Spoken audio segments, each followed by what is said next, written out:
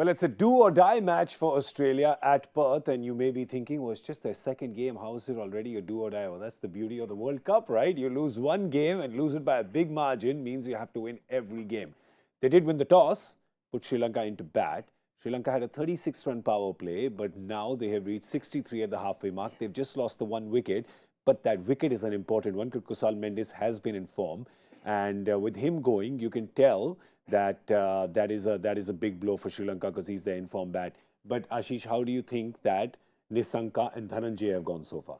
No, I mean, see, that's what we were discussing in Hindi show also. And these days, we have seen often teams, they just go in with a set plan that we have to score 180, we have to score 190. And here you're talking about a team, their top order has done, but they have scored runs, but their number 4, 5, 6, they have not scored that many runs. So I don't think so they had any other option.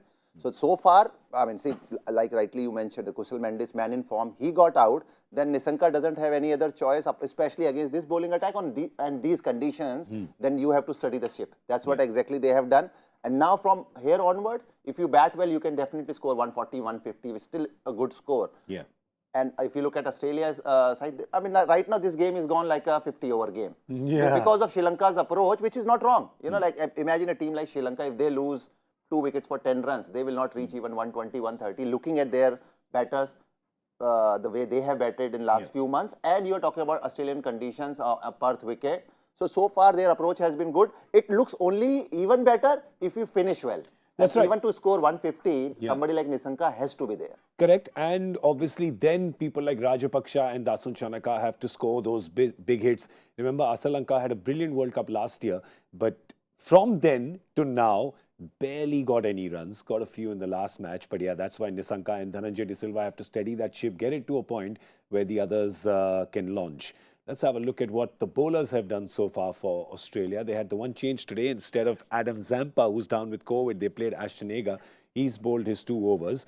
And there's 2 overs by Mitchell Starc. And today they didn't open the bowling with Mitchell Starc, but he's come in and, geez, man, he can make the ball do something at any stage of the game, can't he? No, he's a great bowler, no doubt about it. But I was a little surprised to see Pat Cummins. Maybe just Aaron Finch wants to give him a little confidence. But you know, if you're when you're looking to pick wickets up front, Mitchell Starc is a better bet, no doubt about it. And at times, see, when I see somebody like Mitchell Starc bowling over number 9, 10, unless other team is 8 overs 80 or 9 overs 90, is bowling at over number 10 is understandable. Yes, 3 overs 6 runs, he has been great whenever he's bowled for Australia, and today also stats are looking great, but I still feel Australia can use him better.